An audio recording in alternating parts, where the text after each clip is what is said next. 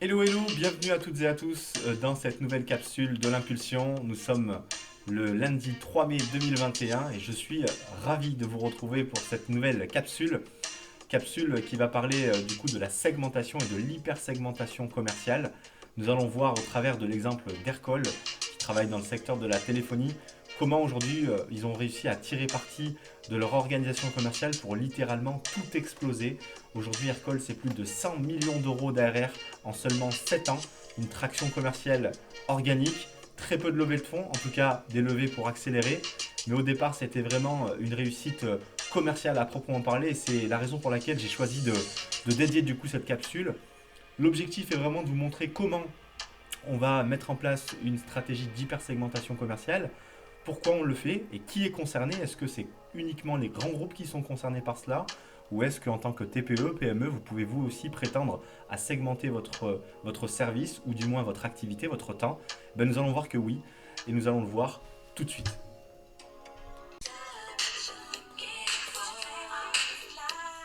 L'impulsion, c'est une newsletter audio de environ 15 minutes. L'objectif de l'impulsion, c'est vous donner un max de valeur, des tips directement activables pour votre entreprise. Allez, nous sommes partis du coup pour cette nouvelle capsule du mois de mai. On va rentrer tout de suite dans le vif du sujet, l'hypersegmentation du service sales. Et nous allons voir concrètement comment le mettre en place au sein de son entreprise, que vous soyez une TPE, une PME, et notamment dans le cadre de votre prospection sur LinkedIn. On va voir à quel point ça peut être intéressant de segmenter son activité. Et au préalable, on va essayer de définir ce concept d'hypersegmentation. C'est vrai qu'à proprement parler, comme ça, c'est un terme qui est tout de suite peu évocateur. On va voir que dans l'hypersegmentation, ce qui est intéressant, c'est quand même qu'il y a deux biais, une hypersegmentation de sa cible et une hypersegmentation de ses équipes, de ses tâches commerciales. Mais avant de définir ce concept, c'est important de comprendre, lorsqu'on n'est pas hypersegmenté, à quoi ressemble la vie d'un commercial. L'hypersegmentation, quand on ne l'est pas, elle se décrit comme un commercial qui gère l'intégralité du parcours client. De l'acquisition à la fidélisation, le commercial est à peu près en charge de tout. Il source les prospects, il réalise les actions de prospection, il envoie des emails, il passe des coups de téléphone, il effectue des actions de relance. Lorsque c'est possible, il va en rendez-vous, faire une découverte client, étudier les problématiques de ses clients, présenter sa société, présenter ses produits, essayer de dénicher des projets. Et lorsque c'est le cas, il se met dans une optique de rédaction de propositions commerciales. Donc il rentre au bureau, il y a une phase rédactionnelle, ensuite il saisit les informations dans son CRM, puis peut-être un deuxième rendez-vous avec une négociation, un closing, une signature, une saisie administrative, et quand tout va bien, quand le client est signé, un onboarding, une transition avec les équipes techniques pour après fidéliser et, espérons-le, upseller. Donc vous voyez que le cursus et les tâches qui incombent du coup au commercial sont multiples et demandent quand même pas mal d'exigences. Cela impose de la polyvalence, cela impose de la rigueur, de l'organisation, et les premiers risques sont toutefois quand même assez multiples. Il y a des risques de perte de temps à rechercher un prospect, voire même des fois une absence de prospection, lorsque des fois on a une baisse de motivation ou lorsque les fichiers de prospection sont mal préparés. Il peut y avoir aussi une mauvaise gestion des priorités, certains oublis de leads. Alors là, c'est ce qu'il y a de pire. On prospecte, un prospect vous répond, mais vous oubliez de lui répondre. Et parfois aussi, il peut y avoir comme risque une efficacité commerciale en berne de par la multiplicité du coup de ces tâches qui nécessitent quand même des domaines de compétences assez forts, puisque prospecter de façon à part entière est un job, la saisie administrative en est un autre, et vraiment le commercial aujourd'hui est attendu sur une pluralité de tâches qui font que des fois l'efficacité est en berne et du moins en perte de vitesse. Donc lorsque vous identifiez certains risques, ces premiers signaux, il est important du coup de se poser les questions de l'optimisation. Car c'est à partir de ces signaux qu'il va falloir commencer à réfléchir à une autre organisation. Que vous soyez aujourd'hui à la tête d'une TPE ou à la tête d'un service commercial ou d'une équipe commerciale, que vous soyez 5, 10, 20 ou 30, l'hypersegmentation a profondément du sens. Et nous allons essayer de voir aujourd'hui, à travers l'exemple d'Aircall, comment cela a été mis en place. Au préalable, c'est important de comprendre à quel moment il est important, ou en tout cas judicieux, de positionner une nouvelle organisation. Donc on va le faire quand la performance n'est pas au rendez-vous, là on est dans une phase de réaction. On va le faire dans une phase de proactivité quand on lance une nouvelle organisation, un nouveau BU notamment. On va le faire, ou un nouveau produit. On va le faire quand on lance sa boîte. Vous êtes en train de créer votre entreprise et vous vous posez la question certainement de votre stratégie commerciale, de votre plan d'action commerciale. C'est le moment de mettre en place ce type d'organisation. Lorsqu'on change de manager aussi, lorsqu'un nouveau manager arrive, lorsqu'un nouveau chef des ventes arrive dans l'équipe ou un directeur commercial, c'est le moment d'amener sa patte et vous pouvez aussi, pourquoi pas, essayer de mettre en place l'hypersegmentation. Quand on se réorganise en interne, lors du bilan, de façon globale, à la coupure du coup, comptable et fiscale des entreprises, c'est généralement un moment où on va essayer de rebâtir du coup et de rejalonner du coup l'entreprise sur une nouvelle organisation. Les plans stratégiques sont aussi d'excellents moments pour poser ces nouvelles bases. Donc, on va aller voir maintenant du coup les deux champs d'application de l'hypersegmentation.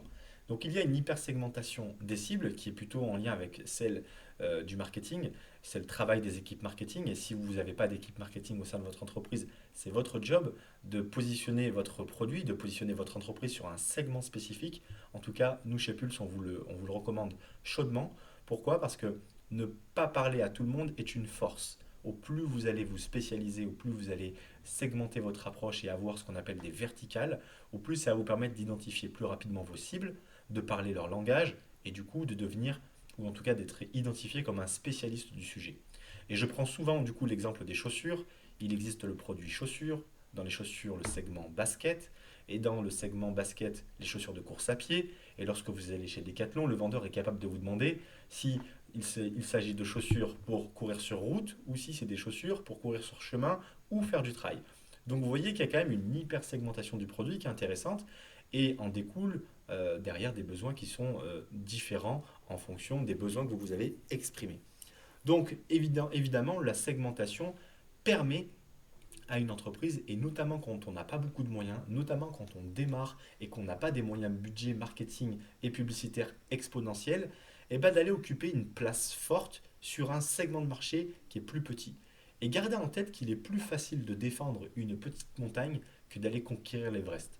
Et ça, c'est vrai pour à peu près tous les métiers de l'entreprise, tous les secteurs d'activité. Au plus vous avez un rayonnement et quelque part une spécialité définie, au plus ça va être facile de conquérir votre montagne. J'aime beaucoup aussi cette analogie avec le couteau suisse et le scalpel du chirurgien. N'essayez pas d'être le couteau suisse dans l'entreprise et de répondre à peu près à tout et à tout le monde. Essayez plutôt de dire non. C'est quelque chose de difficile de savoir dire non, de dire à un prospect je ne sais pas faire ce type de produit ou nous n'allons pas jusque-là, monsieur le client. Par contre, sur ce besoin-là, spécifiquement, sur ce parcours-là, nous sommes très très bons, voire même nous sommes spécialistes. Ce qui fera du coup cette segmentation au sein de votre entreprise, c'est effectivement cette partie cible produit. Et donc le deuxième point, qui est le cœur de notre capsule d'aujourd'hui, c'est la segmentation des tâches de l'équipe de vente. On a vu au préalable, quand on n'est pas hyper segmenté au sein d'une équipe commerciale, le commercial gère à peu près tout. Lorsque vous êtes dans une segmentation type Aircall, vous pouvez aujourd'hui segmenter les tâches de votre funnel. Alors le funnel, c'est le parcours client, c'est le parcours d'acquisition, de manière à ce que on puisse identifier différentes tâches. Et les voici. La recherche de prospects, la prospection, donc c'est les actions à proprement parler, les emails, les envois d'emails, les coups de téléphone que vous pouvez passer, les actions de rendez-vous, négociation, closing, c'est tout ce qui est en lien avec la conclusion du coup d'une affaire, l'accompagnement à la mise en place, la fidélisation et les ventes additionnelles. Voilà les 5 étapes que nous identifions, nous, chez Pulse, dans le parcours commercial que vous pouvez avoir avec un de vos prospects. Et il va être intéressant de voir comment une entreprise comme Aircall, qui aujourd'hui réalise 100 millions d'euros de chiffre d'affaires annuel récurrent en seulement 7 ans, a réussi à segmenter l'ensemble de son service sales au travers d'une hypersegmentation qui est très marquée par des anglicismes et on va essayer de déchiffrer un petit peu ces anglicismes. La force d'Aircall, c'est qu'aujourd'hui, ils ont créé cette traction aujourd'hui de chiffre d'affaires exclusivement par de la traction organique. C'est vraiment le service commercial à proprement parler qui a porté le développement de cette boîte et c'est ce qu'on apprécie nous tout particulièrement chez Pulse, c'est que pour une fois, On n'a pas été dans une de ces levées parisiennes, même si je n'ai absolument rien contre Paris et les levées parisiennes, mais on entend beaucoup parler de gens qui lèvent des fonds et je suis parfois un petit peu, et c'est très personnel ce que je vous exprime, un petit peu méfiant ou un petit peu, comment dirais, dubitatif par rapport à ces gens qui lèvent des levées de fonds sans forcément derrière encore avoir de business model, même si c'est à proprement parler la vocation d'une levée de fonds. Mais j'aime plutôt ces boîtes aujourd'hui qui partent de rien, qui créent leur légitimité et arrivent à se faire une place sur leur marché, à l'énergie commerciale, et ça, c'est très personnel, mais j'aime beaucoup. En tout cas, chez Aircall, c'est ce que j'ai retrouvé, et on va essayer de voir comment ils ont découpé cela. Donc chez Aircall, ils sont organisés par équipe, donc des équipes où à la tête de l'équipe, on va avoir un head of sales qui est euh, dans la transcription française, le chef des ventes, le directeur commercial, c'est celui qui est le chef de l'équipe commerciale. Au sein de l'équipe commerciale, on a découpé le funnel en partant de la base, c'est-à-dire le sourcing de prospects. Et pour ça, ils ont créé du coup un poste qui s'appelle le Customer Intelligence. Le Customer Intelligence, c'est une personne qui a pour charge de chercher les prospects cibles dans l'ICP. L'ICP, c'est l'Ideal Customer Profile, donc le profil cible qui représente à la fois des critères d'entreprise, mais à la fois des critères du comportement d'achat, donc du coup de l'acheteur idéal, c'est-à-dire le buyer persona. Donc ça va être des caractéristiques hommes, femmes, type de poste. On va du coup avoir des lieux d'activité, des lieux de fréquentation de la cible, cumulés à des critères d'entreprise qui peuvent être des critères type TPE, PME, chiffre d'affaires, localité, métier, secteur d'activité, etc. Donc une fois qu'on a défini du coup ses critères cibles, les Customer Intelligence vont vraiment chercher les entreprises qui sont vraiment une cible idéale pour pouvoir les prospecter. Et quand ils vont les rechercher, leur boulot, c'est vraiment de constituer un fichier de données avec email, numéro de téléphone portable si cela est possible, et d'identifier dans l'entreprise les 5, 6, 7, 10 personnes qui vont constituer des cibles. Car vous le savez, vous pouvez entrer très bien par la direction, le DRH, le directeur marketing, le directeur commercial. Il y a X portes d'entrée dans une entreprise, à vous de choisir la bonne. Le Customer Intelligence, c'est vraiment son job, son boulot, d'aller identifier cela et de vraiment de fournir du caviar au SDR. Donc le SDR, lui, son boulot, c'est le Sales Development Représentative chez Aircall, c'est vraiment d'appeler, de faire l'action de prospection. C'est par définition un chasseur. Ce que n'est pas un Customer Intelligence qui lui va vraiment rechercher de l'information, ne va pas être en front vis-à-vis du client, ne va pas être en relation. Son boulot, c'est vraiment de lui céder la donnée, lui céder la liste des prospects pour que le SDR n'ait qu'à téléphoner. Et quand il téléphone, il ne recherche pas l'information, il est dans l'action. C'est typiquement là où se fait la différence, c'est que le SDR, bah, du coup, il abat du volume. Il abat du volume sur une qualité de cible qui est hyper bonne. C'est ça qui fait quand même, qui fait quand même la réussite d'Aircall, c'est qu'il y a quand même de l'intensité. Un SDR passe en moyenne 100 à 150 appels par jour, acte commercial, et démultiplie ses actions sur les différents canaux. Il va très bien être en capacité d'appeler, d'envoyer un email, et si toutefois le prospect ne répond pas, être en mesure d'aller le chercher sur LinkedIn. C'est ce qui fait la force vraiment de ce sujet. Donc ne pas hésiter à travailler ce point, c'est quand même un niveau de performance qui peut être très intéressant. Alors, comme évoqué, le SDR, le Sales Development Representative, son job à lui, c'est vraiment de prospecter. Prospecter, utiliser les différents canaux de prospection, le mail, le téléphone, LinkedIn. Vraiment, son objectif, c'est d'aller chercher ce premier rendez-vous, ce rendez-vous de qualification du prospect, ce rendez-vous pendant lequel on va vraiment affirmer du coup les hypothèses de départ, à savoir est-ce que ce prospect est vraiment fait pour être un client demain. Donc, on va vraiment le confronter par rapport à son ICP. Donc voilà, vraiment le job de ce Sales Development Representative, c'est d'une part d'aller prospecter, deux, de réaliser ce premier call exploratoire de qualification pour ensuite effectivement amener le prospect à se projeter vers une étape suivante, l'étape suivante qui est cette étape de présentation d'une offre commerciale, de gestion des objections s'il y en a. Donc voilà, c'est vraiment le process commercial que le SDR est censé du coup lui présenter. Après, chez Aircall, il y a la compte exécutive. La compte exécutive, c'est vraiment le closer par excellence. C'est celui qui va du coup accueillir les différents prospects ayant été vraiment à la source d'une demande ou étant comment dirais-je, à l'écoute du coup d'une opportunité par rapport au produit présenté. C'est vraiment lui qui va être en charge d'amener le client jusque du coup à la finalisation du dossier. Donc son métier est vraiment encadré par toutes les logiques d'objection que peut avoir le client. Son objectif, c'est vraiment de réduire les craintes, de réduire du coup la friction qu'il peut y avoir à la souscription du coup de l'offre par rapport à l'entreprise. Donc vraiment, son job est situé à ce niveau-là. Donc ces trois métiers chez Aircall sont vraiment liés les uns aux autres. De façon globale, aujourd'hui, il faut un Customer Intelligence pour 2 SDR et un account exécutif pour pouvoir tourner à plein régime. Avec cette organisation-là, on s'assure vraiment que chacun est expert de la tâche.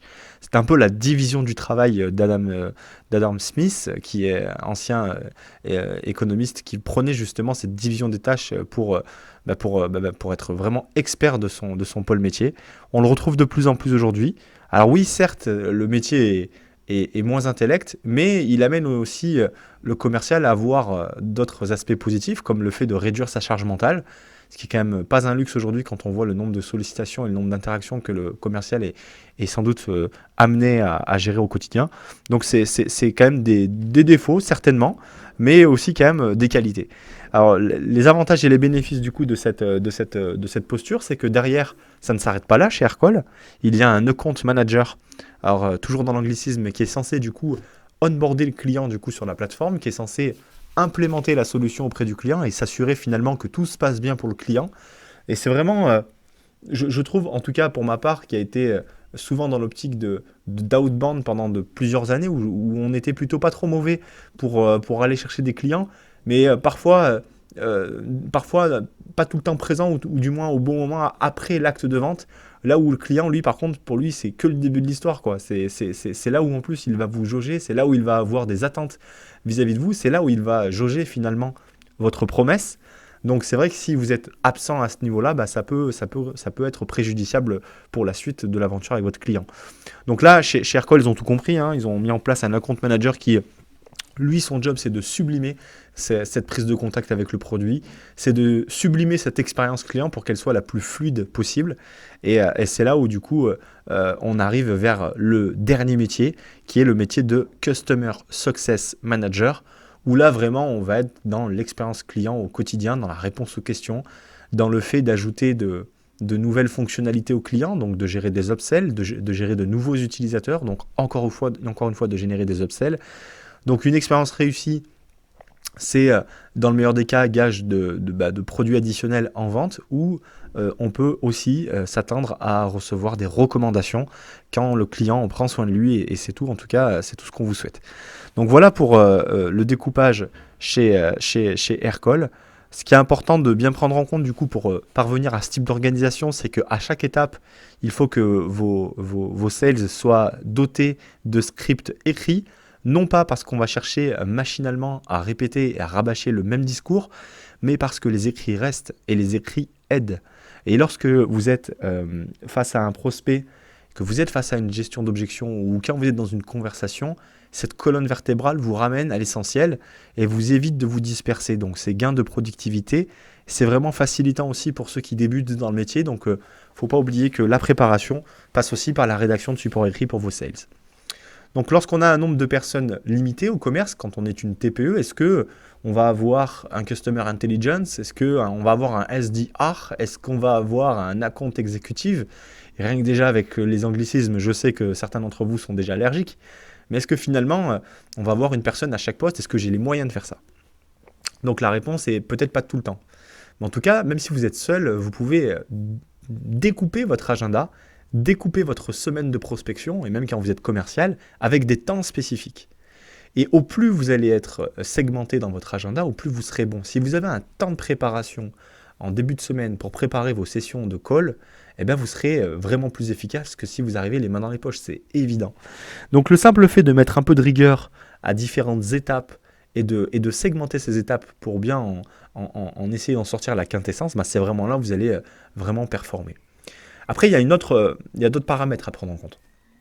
Aujourd'hui, chez Aircall, ce qui fait le succès de cette entreprise, c'est qu'en bout de course, on a un produit qui est scalable. Alors un produit scalable, c'est un produit qui, quelle que soit l'augmentation du nombre de clients, ne demande pas une augmentation égale ou cohérente du nombre de ressources. Typiquement, quand vous avez aujourd'hui un client Aircall ou 20 ou 100 clients Aircall, ça leur demande à peu près le même effort pour déployer à ce jour cette solution, à savoir l'octroi de login, l'octroi d'email d'une personne qui prend le rôle d'administrateur et qui va distribuer du coup des licences en quelques minutes. Chose qu'il est impossible de faire lorsque vous vendez votre temps. Et là, du coup, c'est vraiment important de comprendre que cette logique de segmentation du service commercial, elle a vraiment toute sa puissance lorsque vous avez en bout de course un produit scalable. Lorsque vous avez un produit où à la fin, finalement, où à la fin on retombe sur un produit. Et non pas une approche customer-centrique où quoi qu'il se passe, on va essayer de répondre à la problématique du client, même si un jour elle s'appelle B, A, C ou D. Donc vraiment là on essaie vraiment de dupliquer du coup un effort, on essaie de dupliquer vers une solution qui est commune avec un objectif vraiment d'aller chercher la scalabilité. Donc voilà, ça va dépendre également cette capacité à vous staffer, effectivement, à aller chercher une levée de fonds si vous êtes en phase d'accélération ou si vous allez chercher du coup à staffer votre service. Il y a plein de façons de se staffer, les façons les plus simples et les plus courtes. Je pense notamment à tous ces éditeurs de logiciels SaaS comme nous qui se lancent sur un produit et qui du coup vont venir commercialiser un nouveau produit SaaS. On n'a pas forcément les moyens de s'acheter une armée de BizDev dès le premier mois. Par contre, il y a des alternatives, comme par exemple les alternants. Alors, si vous allez contractualiser du coup un partenariat avec une école de commerce, sachez qu'aujourd'hui des dispositifs d'aide existent et permettent du coup de se constituer une équipe d'alternants. Cette équipe d'alternants, vous pouvez en prendre au nombre de 1, 2, 3 pour commencer. Et ces dispositifs d'aide, par exemple, permettent d'avoir des alternants, si je ne dis pas de bêtises, aux alentours d'un coût de 3 à 4 000 euros à l'année, là où habituellement on était plus sur une base de 10-12 000. Donc voilà, il y a des dispositifs qui existent. Renseignez-vous parce qu'aujourd'hui, il est très envisageable du coup d'impulser du coup la charge du coup d'un pôle BizDev avec seulement 10 000 euros. Oui, c'est une somme, ça peut paraître déjà un premier palier, mais lorsque vous avez du coup un produit avec une rentabilité assez intéressante derrière, c'est très vite rentabilisable. Donc voilà, et après voilà pour les éléments et les paramètres à prendre en compte. Et pour vous aider et pour finaliser du coup ce call, gardez quand même cette capsule, pardon. Gardez en tête qu'il y a quand même un ratio qui est très important dans le milieu du coup des startups et des entreprises SaaS, c'est le ratio LTV sur CAC. Le ratio LTV sur CAC, LTV qui veut dire Lifetime Value du client. La Lifetime Value, c'est les revenus mensuels du client multipliés par le cycle de vie du client. Clairement, c'est ce qu'il est capable de vous donner sur toute la durée de vie. C'est le montant du chiffre d'affaires global que va générer ce client. Et CAC, qui représente le coût d'acquisition client, qui représente l'ensemble des coûts et dépenses marketing commercial pour aller chercher ce client. Donc, généralement, ce qu'il faut, c'est que ce ratio soit toujours supérieur à 3. Quand vous divisez la LTV par le coût d'acquisition client, les entreprises qui peuvent prétendre à une rentabilité sur le long terme ont des ratios qui sont supérieurs à 3. Gardez ce chiffre-là, c'est des chiffres qui émanent directement des grands accélérateurs comme Station F ou autres comme The Family. Donc c'est vraiment des scorings qui sont assez intéressants à garder en tête. Donc on a vu du coup l'hypersegmentation des services. Et si maintenant on fait un focus maintenant sur la prospection sur LinkedIn, c'est le dernier du coup pan de notre capsule. Effectivement, il est possible de retrouver ce découpage, donc Customer Intelligence Sourcing et SDR, Sales Development Représentative, avec un outil comme Padmalink. Alors pourquoi ? Parce qu'avec Padmalink, qui est un outil de prospection automatisée sur LinkedIn, que vous soyez dans une optique de recherche de business ou dans une optique de recrutement parce que vous prospectez et vous cherchez à étoffer votre équipe, eh bien vous avez toujours au départ un persona, vous avez toujours au départ un ICP, un Ideal Customer Profile, qui fait que vous avez besoin de vous adresser à une typologie de personnes. Ensuite, vous avez besoin d'engendrer des actions. Ces actions, elles peuvent très bien se gérer via des invitations, des demandes de connexion.